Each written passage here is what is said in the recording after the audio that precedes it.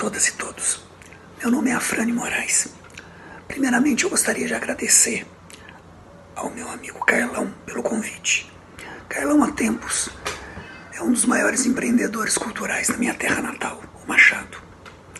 E desde o ano passado ele havia me convidado e por uma série de contingências eu só pude participar agora. Vamos lá.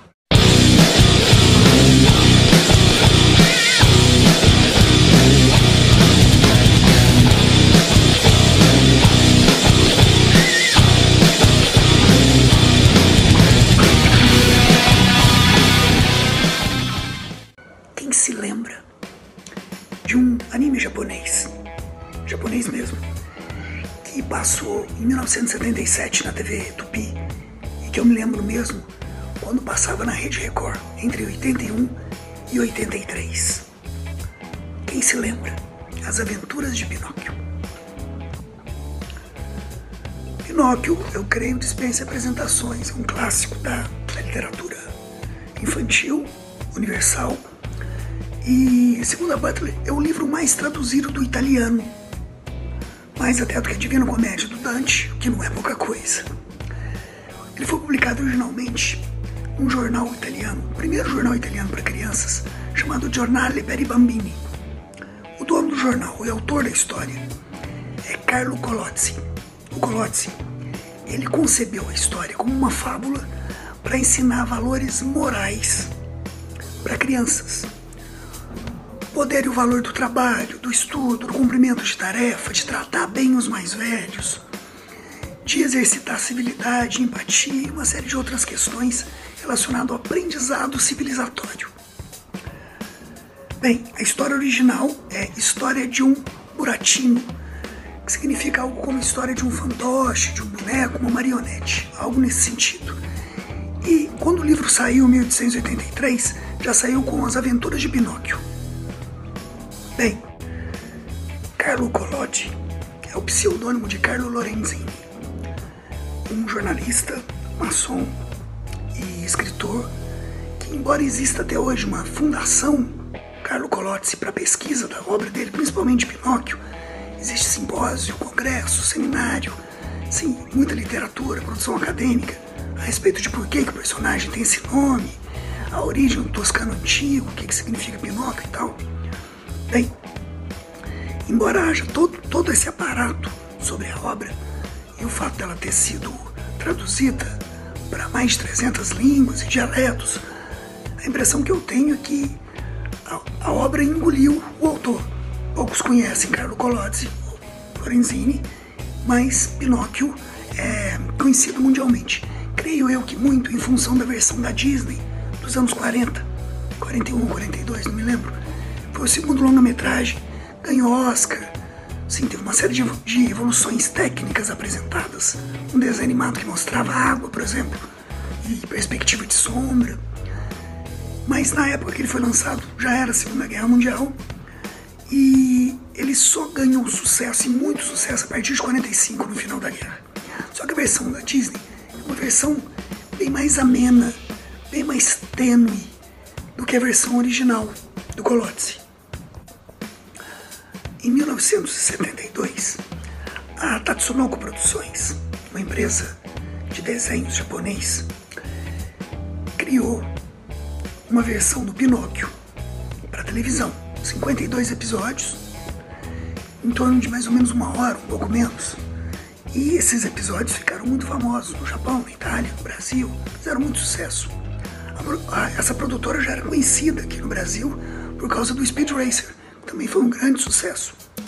E esse desenho, As Aventuras de Pinóquio, ele era mais próximo do original do Collodi. Ele era mais lúgubre, mais sombrio.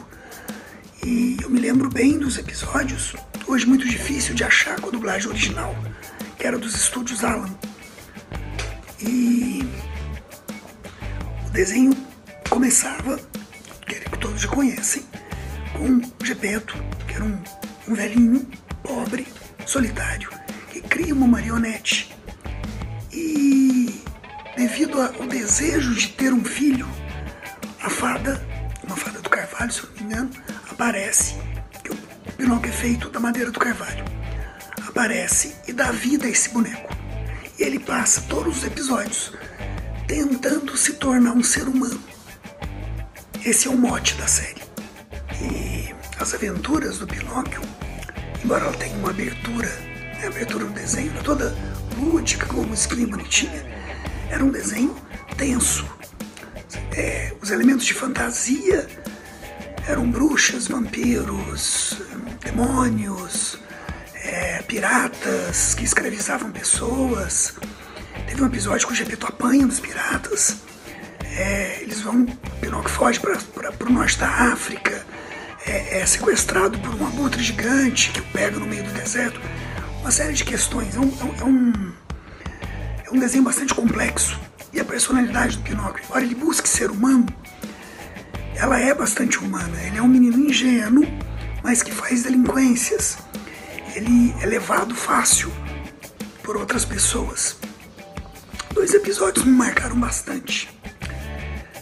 Num dos episódios, o Pinóquio, ele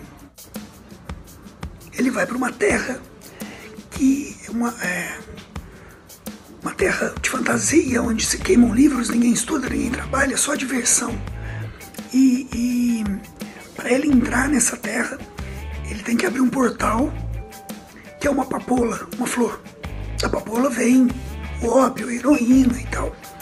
E eu fiquei muito tempo, passei muitos anos perguntando para vários adultos o que era papoula. Até que o Beno, professor de biologia, Machado, me explicou que papoula, isso num ambiente informal, uma festa de família, a papoula, da papoula vinham algumas drogas. Daí eu entendi a relação.